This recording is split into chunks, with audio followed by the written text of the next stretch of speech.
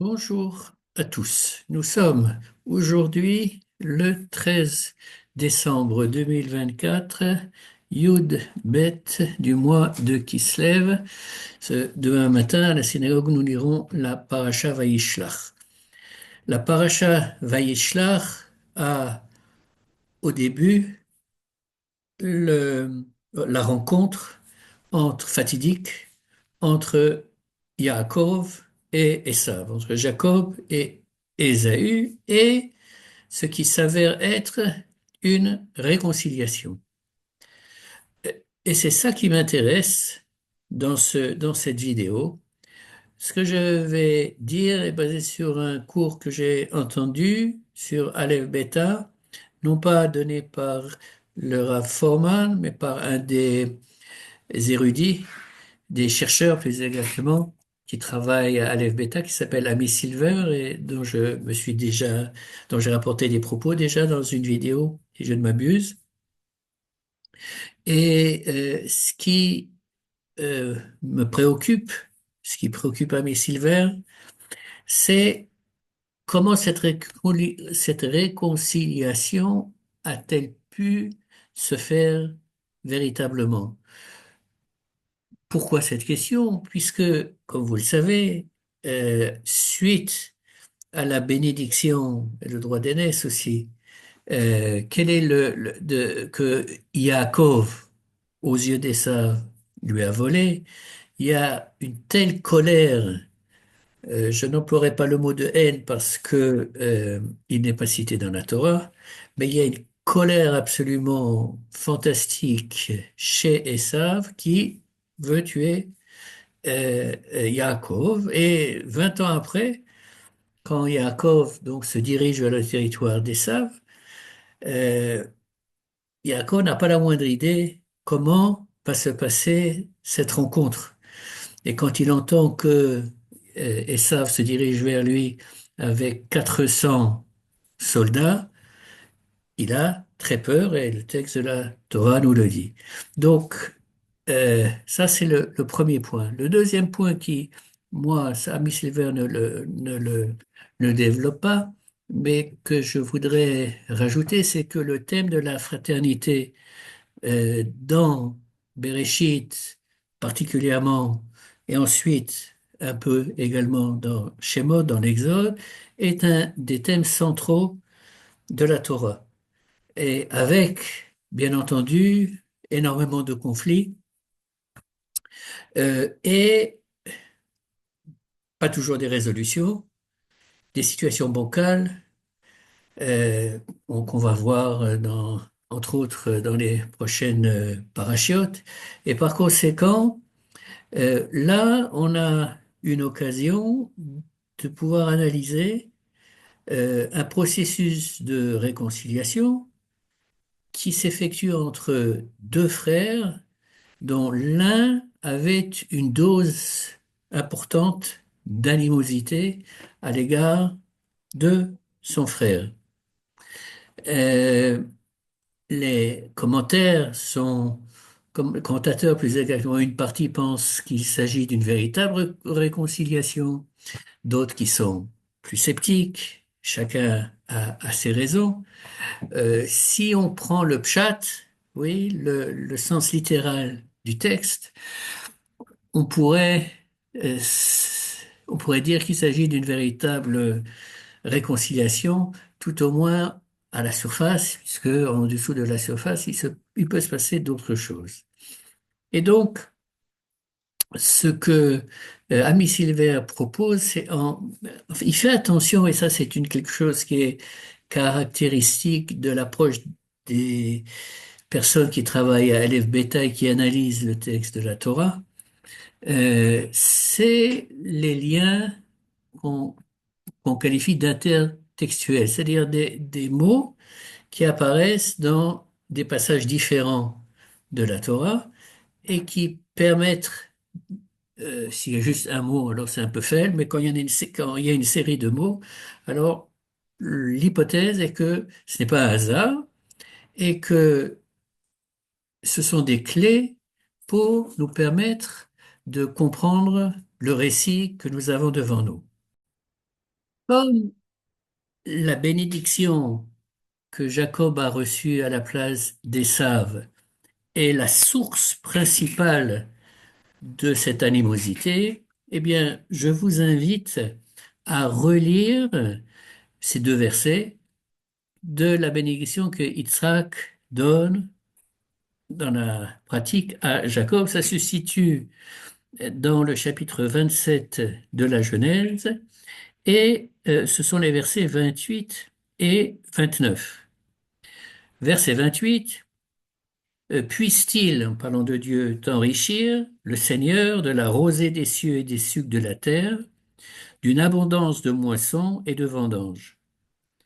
Verset 29, que des peuples t'obéissent, que des nations tombent à tes pieds, sois le chef de tes frères, et que les fils de ta mère se prosternent devant toi.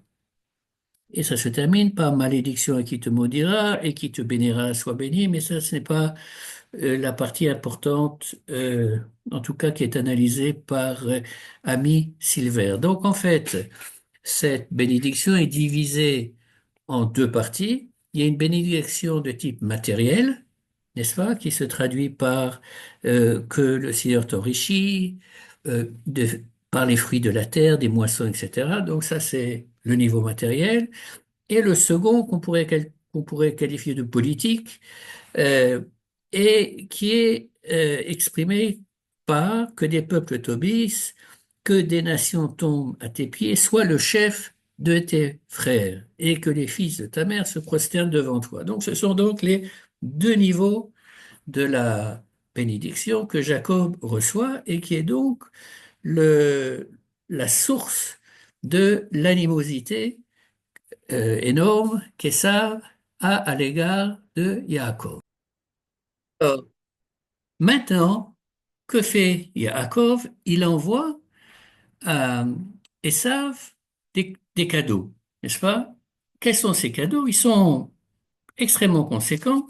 Il y a 200 chèvres, 20 boucs, 200 moutons femelles, 20 béliers, 30 chameaux femelles, et également des chameaux mâles, 40 vaches, 10 taureaux, 20 ânesses et 10 ânes. Si vous faites attention donc, pour chaque catégorie d'animal, il lui donne mâle et femelle.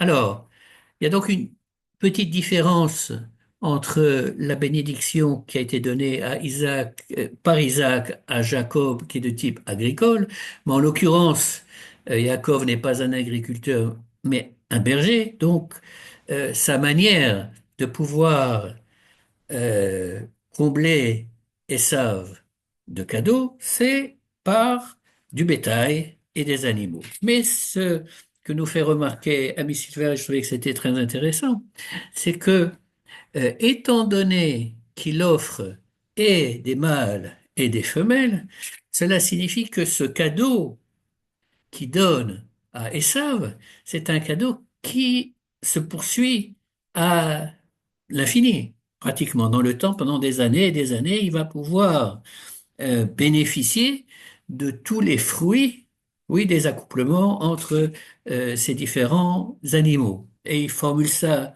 de la manière suivante.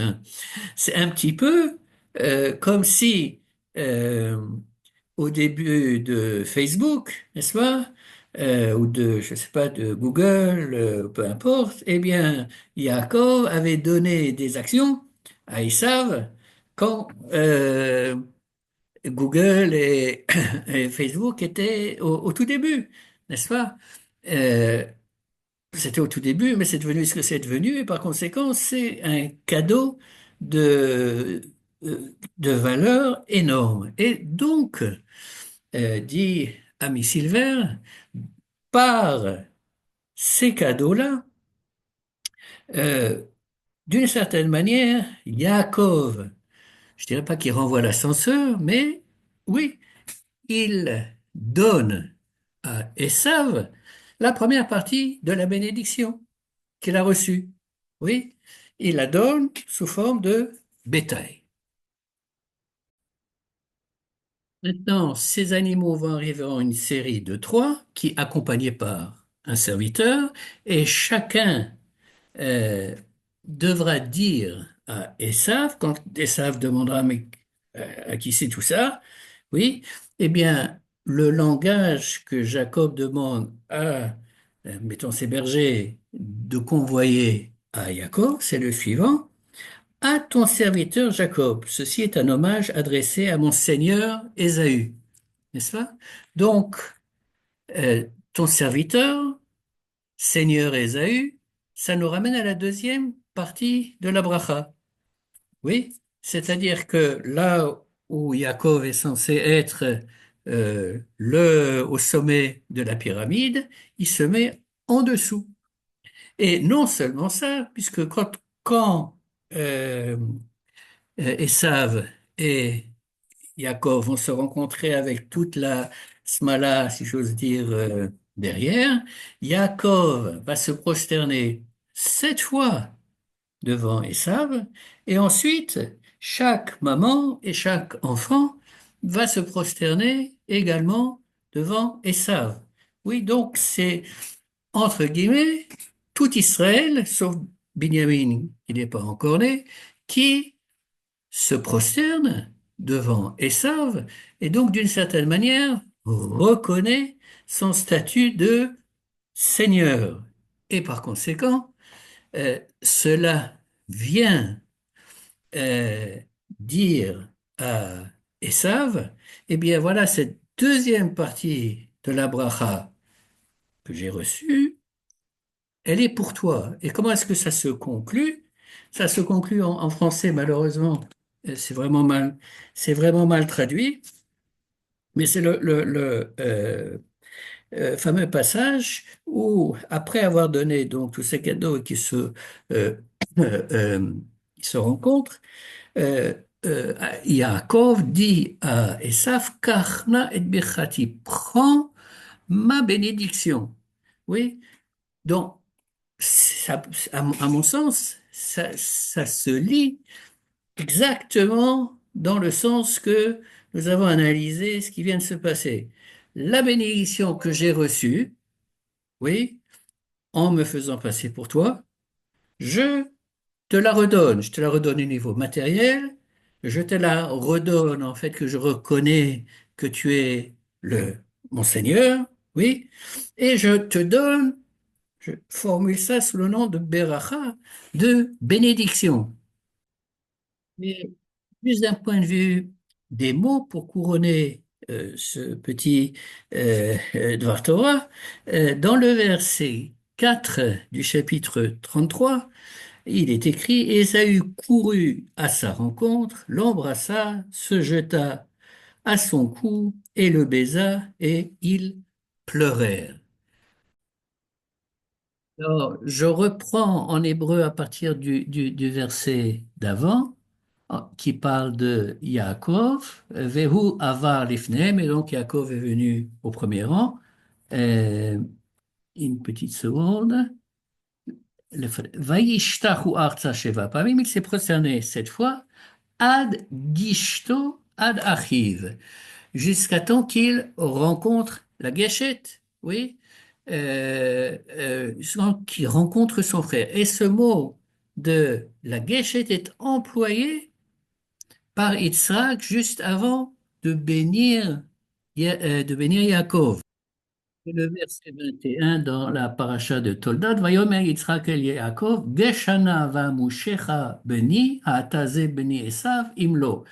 Yitzhak dit à Yaakov, viens vers moi, la gâchette, que je te touche, oui, et que je vérifie que tu es bien Esav, mon fils, n'est-ce pas?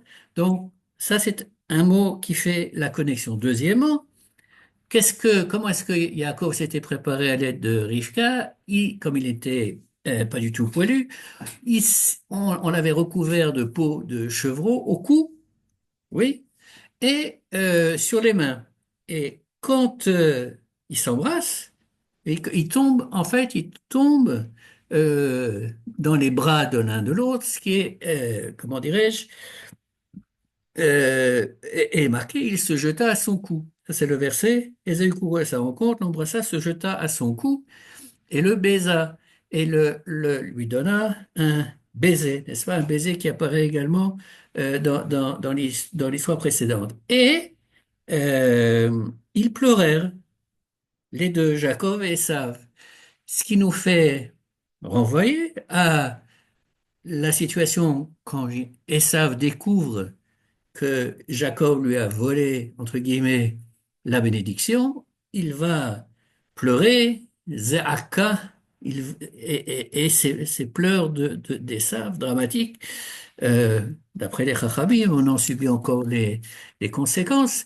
Mais ici, ce même environnement, oui, Esav a pleuré de rage, de tristesse, etc. Et maintenant, c'est des pleurs qui sont des pleurs d'émotion positive. Oui.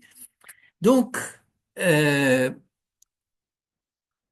ce que Amy Silver dit, c'est que c'est en se euh, concentrant sur les sources qui ont provoqué l'animosité de Esav, oui, et en, euh, comment dirais-je, en agissant à chaque niveau, comme on a vu avec les cadeaux, avec se prosterner, le langage qui est employé, etc. C'est une sorte de thérapie, si j'ose dire, euh, de thérapie qui a de Yaakov vers Esav, qui permet de désamorcer qui aurait pu être un conflit et une bataille féroce.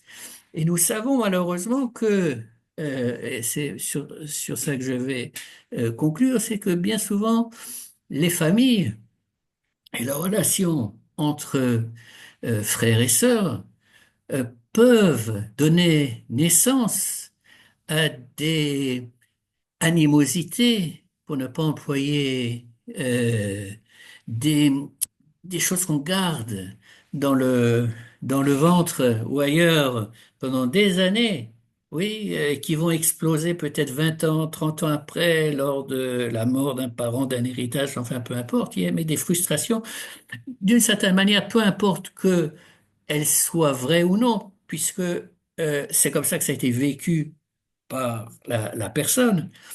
Et là, il me semble que ce texte de la réconciliation entre Jacob et Ésaü nous donne des clés que nous pouvons peut-être essayer d'utiliser pour résoudre des situations conflictuelles que nous pouvons éventuellement avoir avec des membres de notre famille, en particulier, mais pas nécessairement des membres de notre famille. Et sur ce, je vous souhaite Shabbat Shalom.